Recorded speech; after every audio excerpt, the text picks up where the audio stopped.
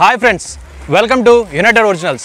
మనం ఇవాళ చేయబోతున్న టెంపుల్ లాకి దాదాపు 1000 సంవత్సరాల చరిత్ర ఉంది.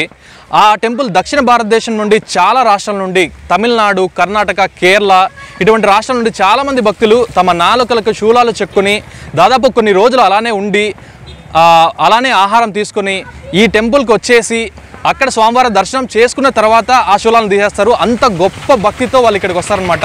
సో ఆ టెంపుల్ ఎక్కడుంది, ఆ టెంపుల్ గురించి మరిన్ని ఆసక్తికరమైన విషయాలని ఇంకా ఆలోచన చేయకుండా వీడియోలోకి వెళ్ళిపోయి తెలుసుకుందాం.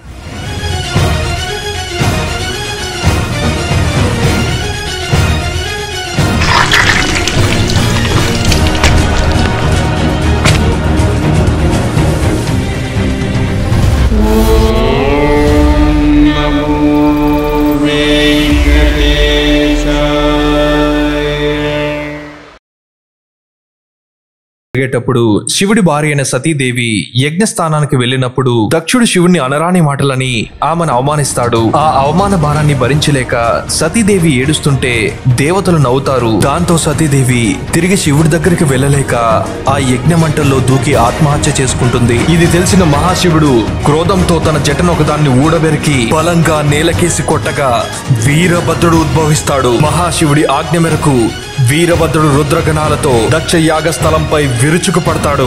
ఆ అడుగులకి భూమి దద్దరిల్లుతుంది. దేవతలు భయంతో పరుగులు తీస్తారు. సతీదేవి మరణానికి కారణమైన దేవతల్ని వీరభద్రుడు పట్టుకొని చిత్రహింసలు పెడతాడు. దక్షుణ్ణి కాపాడడానికి శ్రీ మహావిష్ణువే వీరభద్రునితో తలపడతాడు. యుద్ధం ఎంతసేపటికి ముగియదు. చివరి ప్రయత్నంగా విష్ణువు వీరభద్రునిపై తన సుదర్శన చక్రాన్ని సంధిస్తాడు. కానీ ఆ ధర్మ క్రోధానికి వీరభద్రుడు సుదర్శన చక్రాన్నే మింగేస్తాడు. అమిత ఆవేశాలతో దక్షుని శిరస్సుని మొండం నుంచి వేరు చేసి యజ్ఞగుండంలో పడేసి బూడిద చేస్తాడు. ఆ తర్వాత వీరభద్రుడు దేశంలోని అన్ని శైవ పుణ్యక్షేత్రాలను సందర్శించి శాంతించి ఈ రాచవిడిలో భద్రకాళి అమ్మవారి సమేతంగా అర్చామూర్తిగా ఆవిర్భవిస్తాడు. అందుకే దేశంలో ఉన్న అన్ని ప్రధాన వీరభద్ర ఆలయాల్లో ఈ రాచవీడు మూల వీరభద్రాలయంగా వర్ణిస్తుంటారు.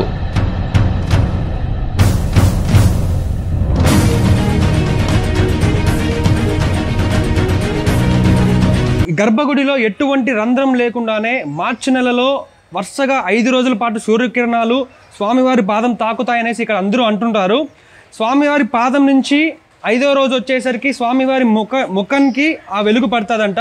ఎటువంటి రంధ్రాలు లేకుండా ఆ కిరణాలు ప్రవేశిస్తున్నాయా, లేకపోతే అక్కడ ఏమైనా చిన్న రంధ్రం అనేది ఉందా లేదో ఒకసారి మనం అక్కడికి వెళ్ళి చూద్దాము.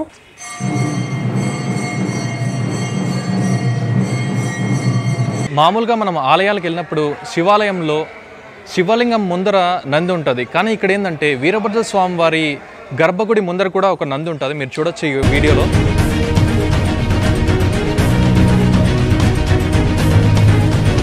అలాగే ఈ ప్రదేశాన్ని దక్షిణ కాశీ అని అంటుంటారు. కాశీకి వెళ్ళడానికి డబ్బులు లేని వాళ్ళు, అలాంటి వాళ్ళు ఎవరైనా ఉండేవాళ్ళు ఈ ప్రదేశానికి వచ్చి స్వామివారిని దర్శనం చేసుకుంటే కాశీలో ఎంత పుణ్యం అయితే దక్కుతుందో ఈ ప్రదేశంలో కూడా అంతే పుణ్యం దక్కుతుందని చెప్పేసి భక్తులు భావిస్తుంటారు.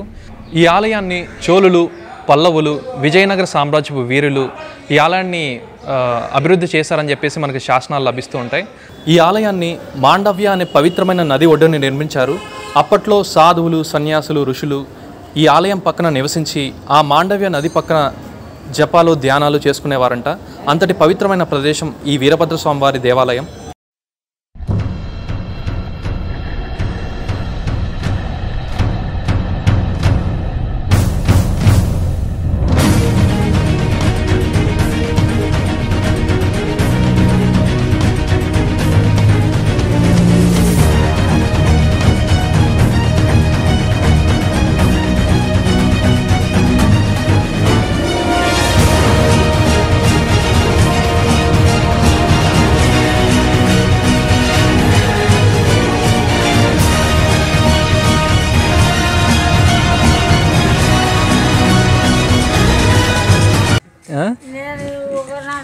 కాదు స్వామి, చూడు జ్యోతి వెలిగినాల వంటి 30 ఏండ్లు వంటి ఉండా. నేను ఇక్కడ 30 ఏండ్లు బాగా ఖచ్చితంగా జ్యోతి వెలుగుతుంది. పూజారులు అంతా వచ్చారు, ఎక్కడెక్కడోళ్ళు వచ్చారు. ఏవి పూజ అవుతుంది, ఓ అమ్మ భలే పూజ అవుతుంది. అన్నదానాలు ఉన్నాయి, తిరుపాలు ఉన్నాయి, అన్నీ ఉన్నాయి కొడక. ఇక్కడ ప్రతిరోజు సాయంత్రం దాదాపు 50 అడుగుల పైన ఎత్తుండే ఒక భారీ రాతి స్తంభం పైన ఒక అఖండ జ్యోతిని వెలిగిస్తారు. అప్పటి కాలంలో ఈ అఖండ జ్యోతి యొక్క కాంతి రాయి చుట్టూ మొత్తం కనిపించేదట. ఇంకొక ఆశ్చర్యకరమైన విషయం ఏంటంటే ఆ దీపం ఎంతటి గాలినైనా తట్టుకుని వెలుగుతూనే ఉంటుందట. అప్పట్లో విజయనగర సామ్రాజ్య యోధుడైన శ్రీకృష్ణ దేవరాయుడు, రాజరాజ చోళ, గణపతి దేవుడు ఇక్కడ బస చేసి తమ వీర ఖడ్గాలను రాచరాయుడికి సమర్పించారట. అందుకే ఈ ప్రాంతానికి రాచవీడు అని పేరు వచ్చింది. కాలక్రమేణా అది రాయచుటిగా రూపుదిద్దుకుంది. ఇక్కడ ఇంకొక ఆశ్చర్యాన్ని కలిగించే విషయం ఏంటంటే గోపురానికి ఎటువంటి రంధ్రం లేకుండానే మార్చి 27 నుంచి 5 రోజులు, అలానే సెప్టెంబర్ 14 నుంచి 5 రోజులు సూర్యకిరణాలు సరిగ్గా స్వామివారి పాదాలపైన పడతాయట. ఆ చివరి 5వ రోజు ఆ కిరణాలు స్వామివారికి అలంకారంగా మారతాయని చెప్తుంటారు. నిజానికి దేవతల కిరణాల రూపంలో స్వామిని సేవించడానికి ఆ 5 రోజులు వస్తారని చెప్తుంటారు. ఇంకొక విషయం ఏంటంటే పౌర్ణమి నాడు భద్రకాళి అమ్మవారి పాదాలపై చంద్రకిరణాలు కూడా పడతాయట. కానీ ఆ అద్భుతాన్ని కొన్ని కారణాల వల్ల ఎవరికీ చూపించరట. మహా నైవేద్య ప్రసాదం ఏటా మార్చి నెలలో జరిగే వీరభద్రుని వీర బ్రహ్మోత్సవాల సమయంలో ఉపవాసం ఉన్న వీరశైవులు రోజుకి 5 పావుల చొప్పున అలా 365 రోజులకు గాను 1825 పావుల బియ్యాన్ని నైవేద్యంగా వండుతారు. ఆ అన్నాన్ని కూరగాయల్ని చాటలతో గంపలతో పెద్ద గుట్టగా పోస్తారు. అందులో నిప్పట్లు, గుమ్మడికాయలు, ఉడకబెట్టిన కూరగాయలు, గార్లు, బోర్లు, వివిధ రకాల పండ్లు వేస్తారు. అంతటి గుట్టగా ఆ మహా నైవేద్యాన్ని వేసినప్పటికీ అందరికీ ఆ ప్రసాదం దక్కదు. కర్ణాటక భక్తులైతే దవడల్లో నాలుకల్లో శూలాలు చెక్కుకుని రక్తం కారుతున్న నాట్యం చేస్తూ ఆ వీరభద్రునిపై వారుకున్న భక్తిని చాటుకుంటారు. ఆ విన్యాసాలు చూడ్డానికి ఒళ్ళు గగ్గురు పొడుస్తుంది.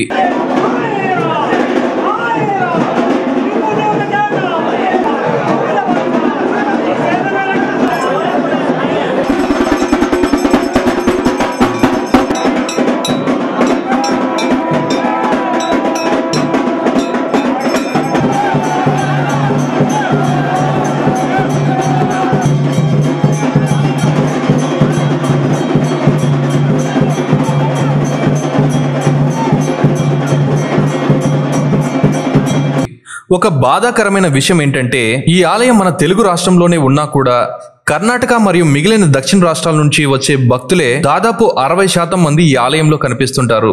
ఇంతటి గొప్ప చరిత్రున్న ఈ ఆలయానికి అంత గుర్తింపు రాకపోవడం చాలా బాధాకరంగా ఉంటుంది. వీలైతే మీరు ఈ ఆలయానికి వెళ్ళడానికి ప్రయత్నించండి. మీరు కనుక ఈ వీరభద్ర స్వామి వారి ఆలయాన్ని దర్శనం చేసుకోవాలంటే కడప నుండి ఇక్కడికి 52 కిలోమీటర్లు వస్తుంది. అలాగే తిరుపతి నుండి ఈ రాయచోటి వరకు 115 నుండి 116 కిలోమీటర్ల మధ్యలో వస్తుంది. అలాగే మదనపల్లి నుండి ఇక్కడి వరకు 70 కిలోమీటర్లు వస్తుంది.